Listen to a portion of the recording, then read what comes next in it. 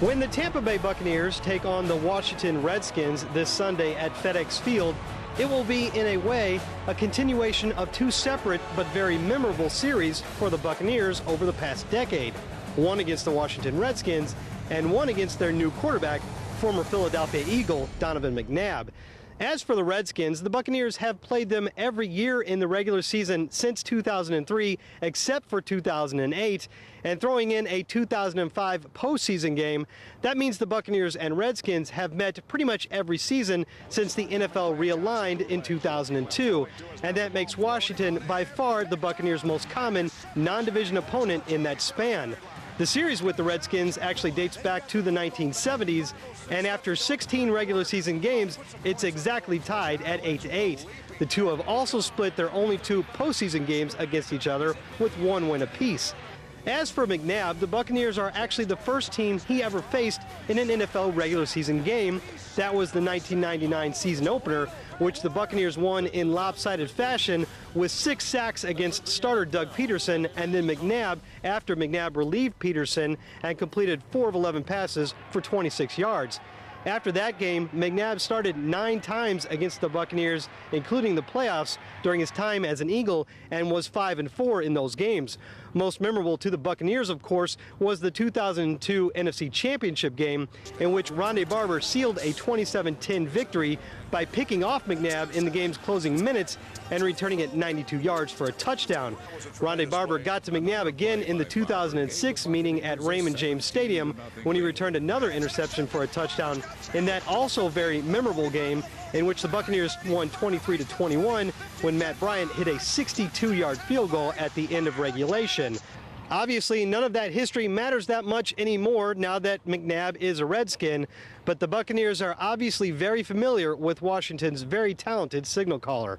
I'm Scott Smith, and this is Buccaneers Insider with our game preview of Sunday's Week 14 showdown between the Buccaneers and the Redskins at FedEx Field. Speaking of McNabb, he last faced the Buccaneers just last season in his final year with the Eagles, and he compiled a 157.4 passer rating in that game, an Eagles 33-14 victory. Obviously, through the years, the Buccaneers have seen the best of McNabb at times, and so we enlisted head coach Raheem Morris to give us our weekly scouting report of an opposition player. Presents the run-pass threat at all times, himself personally. And he does a great job of organizing his offense and running his offense and executing his offense. He also has the ability to make plays, based on outside-of-the-box plays. And, have all the weapons that he has, with Santana and Chris Cooley and all the guys that he has up front for him.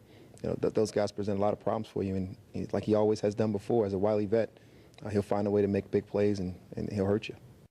Once again, we bring you a look at how the two teams compare in various statistical categories. As we mentioned yesterday, the Redskins have struggled lately against the run, and they're now ranked 28th in the league, allowing 137.0 yards per game.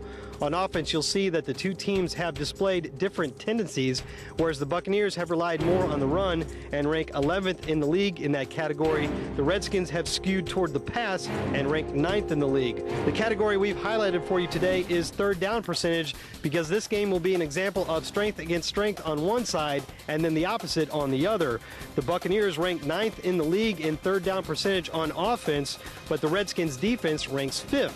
However, when the Redskins have the ball, they're 31st at converting third downs, while the Buccaneers defense is 30th at preventing third down conversions. And finally, we bring you a look at the injury reports for both teams as we head into the weekend. The Buccaneers injury report increased from 3 players to 6 by the end of the week, but that's not as serious as it sounds. The best news is that rookie wide receiver Mike Williams, who missed Thursday's practice with knee soreness, returned to practice on Friday and is considered probable to play against the Redskins.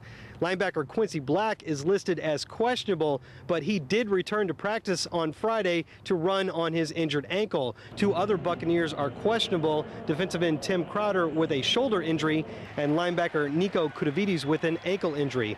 For the Redskins, the primary concern is in the secondary, where starting cornerback Carlos Rogers and starting strong safety LaRon Landry have not been practicing this week. Landry has missed the last 3 games with an Achilles heel injury, and Rogers has missed 2 of the last 3 games with a hamstring injury. That's it for our preview of Sunday's game against the Redskins at FedEx Field. Stay with us here on Buccaneers.com after the game for press conferences by Raheem Morris and Josh Freeman, and a post-game breakdown by Gene Deckerhoff and Dave Moore of the Buccaneers Radio Network.